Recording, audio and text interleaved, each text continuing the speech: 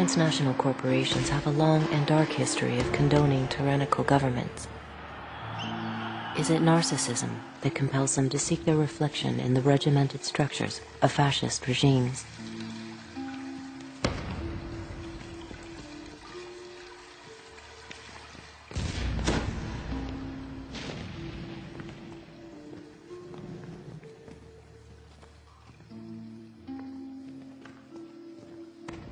There was an interesting connection between the rise of fascism in Europe and the consciousness of politically radical people about corporate power, because there was a recognition that fascism rose in Europe with the help of enormous corporations.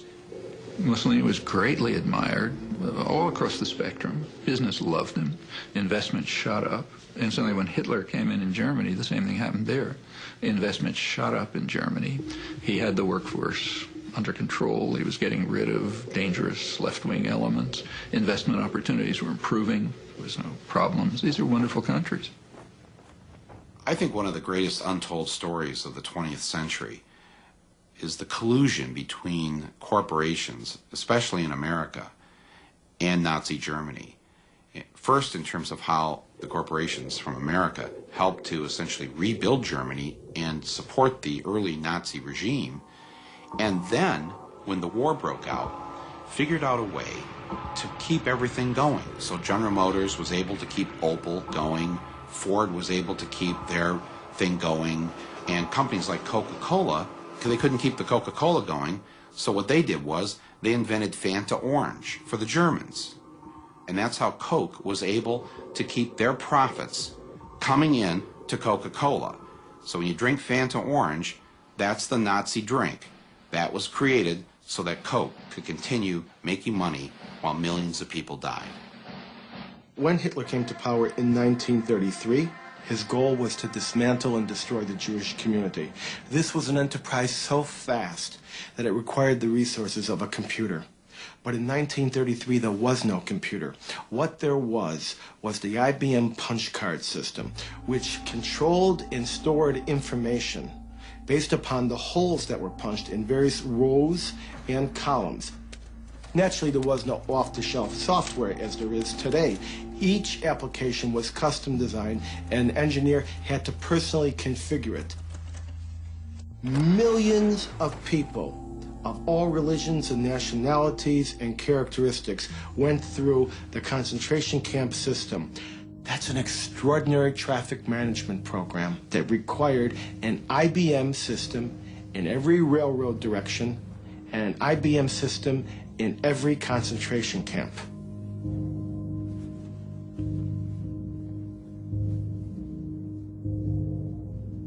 Now, this is a typical prisoner card. There are little boxes where all the information is to be punched in. We compare this information to the code sheet for concentration camps. And here you see Auschwitz is 1, Buchenwald 2, Dachau is 3. Now, what kinds of prisoners were they? They could be a Jehovah's Witness for 2, a homosexual for 3, communist for 6, or a Jew would be 8. Now, what was their status? 1 was released, 2 was transferred, 4 was executed, 5 was suicide, and 6. Code 6. Sonderbehandlung, special treatment, meant the gas chamber or sometimes a bullet. They would punch that number in, the material was tabulated, the machines were set, and of course the punch cards, by the millions, had to be printed, and they were printed exclusively by IBM, and the profits were recovered just after the war. I really do believe that that particular accusation has been fairly discredited as a serious accusation. That is, the fact that they have used equipment, that is a fact. But how they got it, how much cooperation they got, and any kind of collusion trying to connect dots that are not connected, I think that's the part that is discredited. Generally, you sell computers and they're used in a variety of ways, and you always hope they're used in the more positive ways possible. If you ever found out they are used in ways that are not positive, then you would hope that you stop supporting that. But do you always know? Can you always tell? Can you always find out? IBM would, of course, say that it had no control over its German subsidiary. But here on October 9th of 1941, a letter is being written directly to Thomas J. Watson with all sorts of detail about the activities of the German subsidiary. None of these machines were sold. They were all leased by IBM, and they had to be serviced on site once a month, even if that was at a concentration camp such as Dachau Buchenwald. This is a typical contract with IBM and the Third Reich, which was instituted in 1942. It's not with the Dutch subsidiary, it's not with the German subsidiary, it is with the IBM Corporation in New York. You know, as it happens, I know that story. I discussed it more than once with old Mr. Watson, and I was around at the time. I'm not saying that Watson didn't know that the German government used punch cards. He probably did know. After we had very few customers. Watson didn't want to do it. Was not because he thought it was immoral or not, but because Watson, with a very keen sense of public relations, thought it was risky. It should not surprise us that corporate allegiance to profits will trump their allegiance to any flag. A recent U.S. Treasury Department report revealed that in 1 week alone, 57 U.S. corporations were fined for trading with official enemies of the United States, including terrorists, tyrants, and despotic regimes.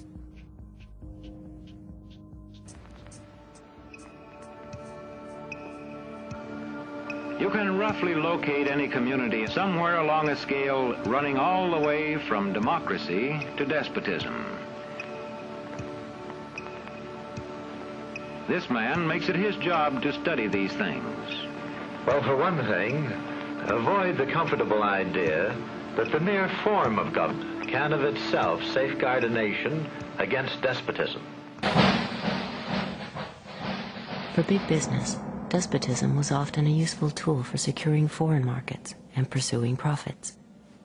One of the U.S. Marine Corps' most highly decorated generals, Smedley Darlington Butler, by his own account, helped pacify Mexico for American oil companies, Haiti and Cuba for National City Bank, Nicaragua for the Brown Brothers Brokerage, the Dominican Republic for sugar interests, Honduras for U.S. fruit companies, and China for Standard Oil. General Butler's services were also in demand in the United States itself in the 1930s, as President Franklin Delano Roosevelt sought to relieve the misery of the Depression through public enterprise and tougher regulations on corporate exploitation and misdeeds. More power to you, President Roosevelt. The entire country's behind you, thrilled with hope and patriotism. But the country was not entirely behind the populist president. Large parts of the corporate elite despised what Roosevelt's New Deal stood for. And so, in 1934, a group of conspirators sought to involve General Butler in a treasonous plan. The plan as outlined to me was to form an organization of veterans, to use as a bluff or as a club at least, to intimidate the government.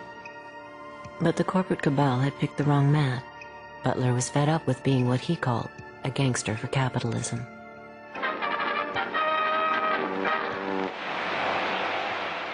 I appeared before the Congressional Committee, the highest representation of the American people, under subpoena to tell what I knew of activities which I believe might lead to an attempt to set up a fascist dictatorship. The upshot of the whole thing was that I was supposed to lead an organization of 500,000 men, which would be able to take over the functions of government. A congressional committee ultimately found evidence of a plot to overthrow Roosevelt. According to Butler, the conspiracy included representatives of some of America's top corporations, including J.P. Morgan, DuPont, and Goodyear Tire. As today's chairman of Goodyear Tire knows, for corporations to dominate government, a coup is no longer necessary. Corporations have gone global. And by going global, the governments have lost some control over corporations, regardless of whether the corporation can be trusted or cannot be trusted. Governments today do not have over the corporations the power that they had and the leverage that they had 50 or 60 years ago. And that's a major change. So governments have become powerless compared to where they were before. Capitalism today commands the towering heights and has displaced politics and politicians as the new high priests and reigning oligarchs of our system. So capitalism and its principal protagonists and players, corporate CEOs, have been accorded unusual power and access. This is not to deny the significance of government and politicians, but these are the new high priests. I was invited to Washington, D.C. to attend this meeting that was being put together by the National Security Agency called the Critical Thinking Consortium. I remember standing there in this room and looking over on one side of the room, and we had CIA, NSA, DIA, FBI, Customs, Secret Service, and then on the other side of the room we had Coca-Cola, Mobil Oil, GTE, and Kodak. And I remember thinking, I am like in the epicenter of the intelligence industry right now. I mean, the line is not just blurring, it's just not there anymore. And to me, it spoke volumes as to how industry and government were consulting with each other and working with each other.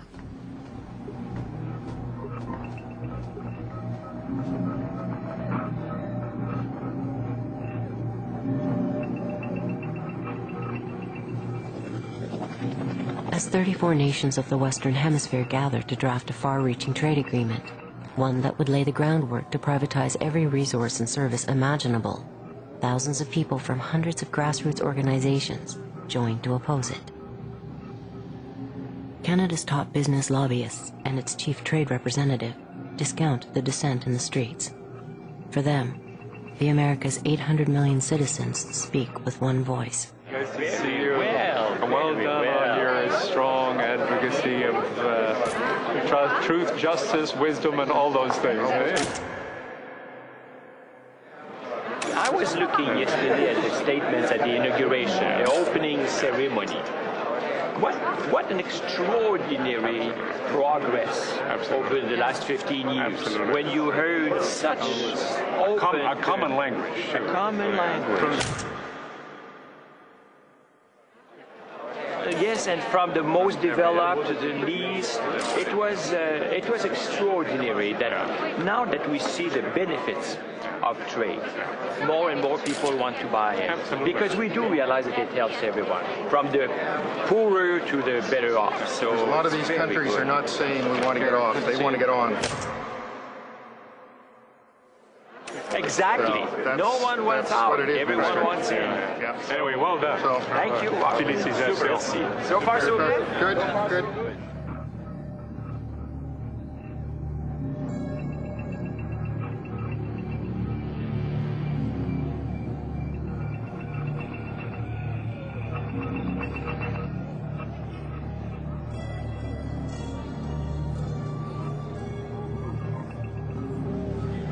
I'm inside and this is all outside, so that's the way it is.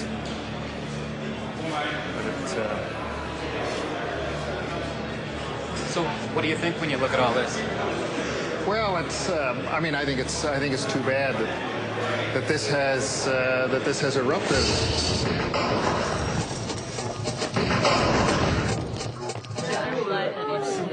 Let's see.